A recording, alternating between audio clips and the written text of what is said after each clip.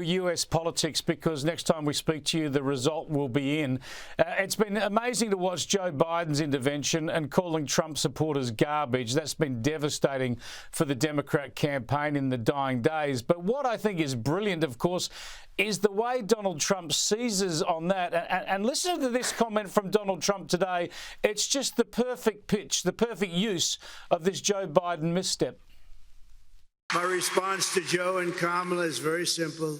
You can't lead America if you don't love Americans. That's true. You can't be president if you hate the American people, which I believe they do. Love him or hate him, he really gets that stuff, doesn't he?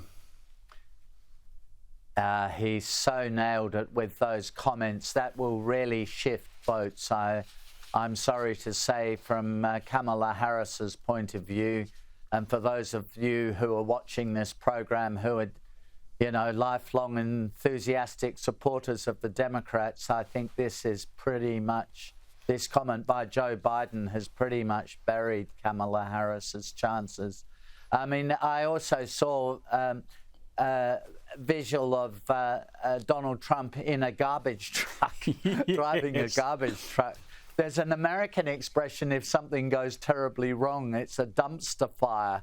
And this really is a dumpster fire. This is absolutely devastating, and just a few days from the election. Hard to recover from this, I think. It is absolutely a dumpster fire, and Donald Trump has latched onto it and amplified it brilliantly, as you allude to, with the dumpster truck and the like. So you're predicting a Trump victory? I mean, the polls would tend to suggest, and we expect the polls usually to underestimate the Republican vote, but it looks like he's actually killing it in most of the swing states.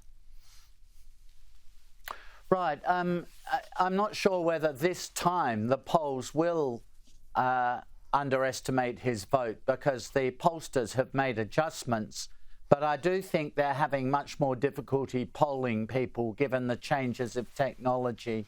My antennae, on the basis of just watching this election campaign from both within and outside of the US, is that Trump will win, because he comes across as clearer, stronger, and more decisive. Kamala Harris has, that's a wonderful expression the Americans use, word salad. She stumbles over her words. It's hard to know what she's talking about. And she's very, if you like, policy light. She tells you she comes from a middle-class family with a lawn in front of the house or something.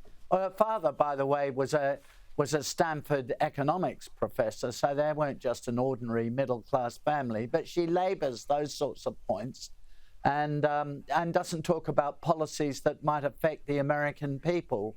I think she's proving to be, look, I could be wrong, but I think she's too weak a candidate. I think Trump has trampled on her, really, politically speaking. We'll see what next week holds. Thanks for joining us, Alexander. It's a pleasure, Chris. It sure is fascinating. It's going to be a big week next week.